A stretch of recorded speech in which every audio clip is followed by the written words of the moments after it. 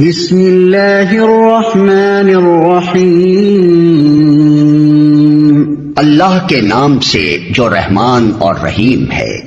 اسلام جو تہذیب انسان کو سکھاتا ہے اس کے قواعد میں سے قاعدہ یہ بھی ہے کہ وہ اپنے ہر کام کی ابتدا خدا کے نام سے کرے۔ اس قاعدے کی پابندی اگر شعور اور خلوص کے ساتھ کی جائے تو اس سے لازماً 3 فائدے حاصل ہوں گے۔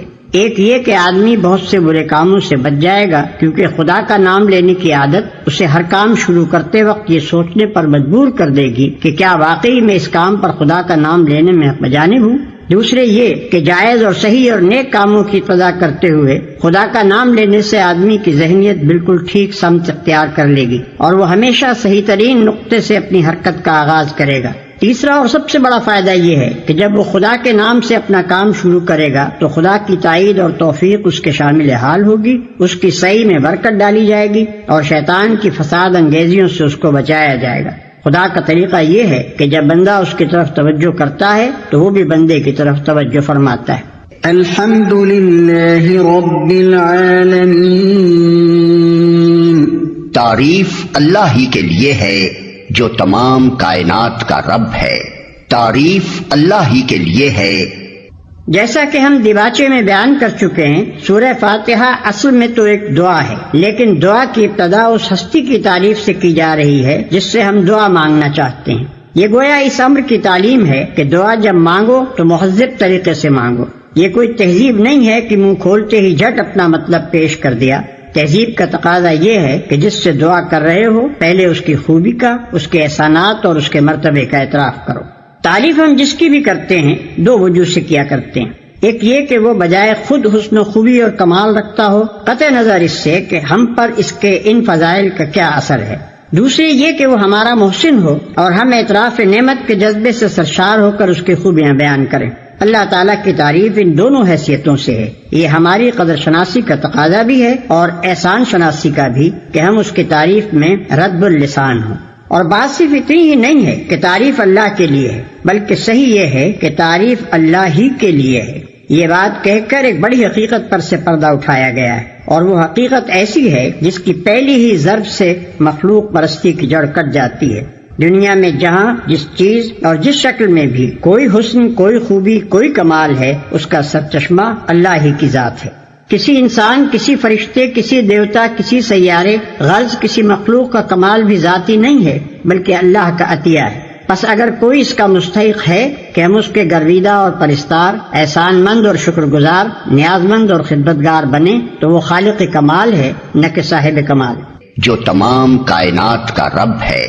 رب کا لفظ عربی زبان میں 3 معنوں میں بولا جاتا ہے۔ 1 مالک اور آقا، 2 مربی پرورش کرنے والا، خبرگیری اور نگہبانی کرنے والا، 3 فرمانروا، حاکم، مدبر اور منتظم۔ اللہ تعالیٰ ان سب معنوں میں کائنات کا رب ہے۔ الرحمن الرحیم،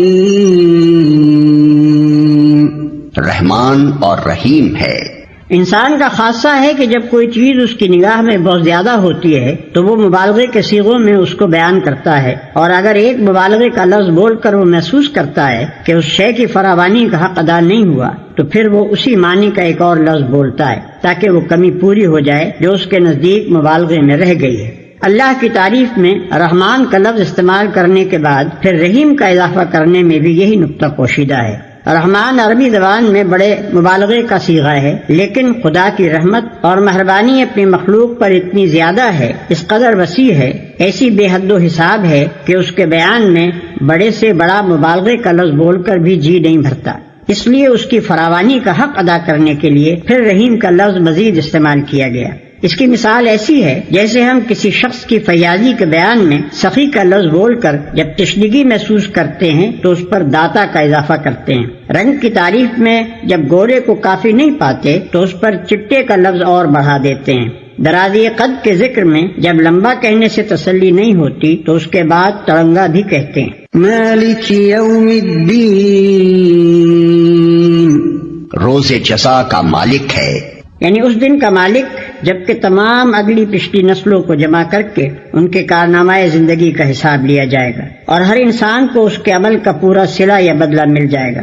اللہ کی تعریف میں رحمان اور رحیم کہنے کے بعد مالک روز جزا کہنے سے یہ بات نکلتی ہے کہ وہ نرا مہربان ہی نہیں ہے بلکہ منصف بھی ہے، اور منصف بھی ایسا با اختیار منصف کہ آخری فیصلے کے روز وہی پورے اقتدار کا مالک ہوگا، نہ اس کی سزا میں کوئی مزاحم ہو سکے گا اور نہ جزا میں مانے۔ لہذا ہم اس کی ربوبیت اور رحمت کی بنا پر اس سے محبت ہی نہیں کرتے بلکہ اس کے انصاف کی بنا پر اس سے ڈرتے بھی ہیں، اور یہ احساس بھی رکھتے ہیں کہ ہمارے انجام کی بھلائی اور برائی بالکل یا اسی کے اختیار میں ہے۔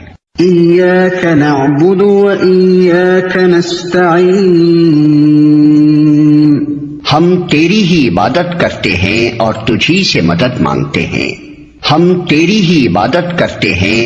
عبادت کا لفظ بھی عربی زبان میں 3 معنوں میں استعمال ہوتا ہے۔ 1 پوجا اور پرستش، 2 طاعت اور فرما برداری، 3 بندگی اور غلامی۔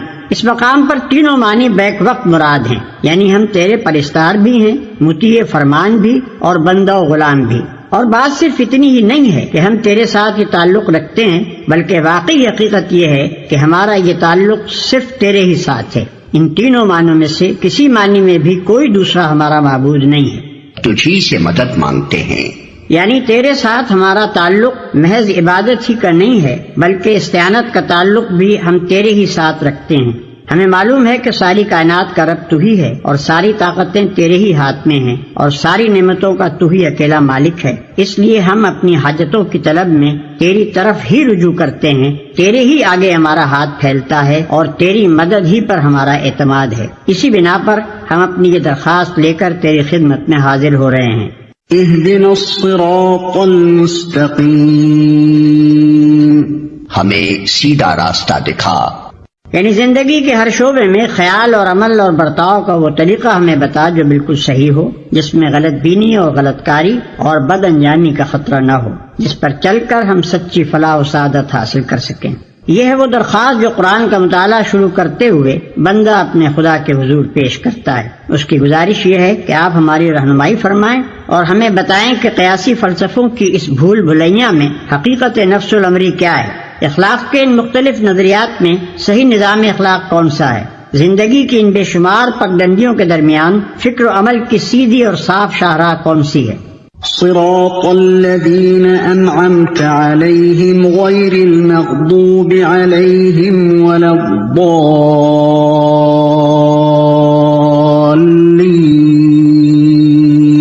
ان لوگوں کا راستہ جن پر تو نے انعام فرمایا، جو ماتوب نہیں ہوئے، جو بھٹکے ہوئے نہیں ہیں، ان لوگوں کا راستہ جن پر تو نے انعام فرمایا۔